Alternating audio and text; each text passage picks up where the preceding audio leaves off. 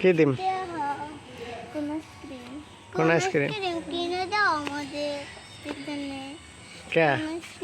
আমাদের কোন আইসক্রিম খাই সেলফ ক্লাস হেভি দিতে সেই সময় আবার কেন? খাইতে মন চায় কোন আইসক্রিম কেন দেবো, মানে কিসের জন্য? কোন আইসক্রিম দেব কারণ কালকে বিকালবেলা তোমার পাও টিপে দিয়েছি, চুল টেনে দিছি, আরিশাও টিপছে। আরে সব চাপছো? আর তুমি তো দাও নাই আমাদের নাফু। তাহলে দুইজনে তোমার কি করছো, কাজ করছো কি? পাও টিপে দিছি, চুল টেনে দিছি।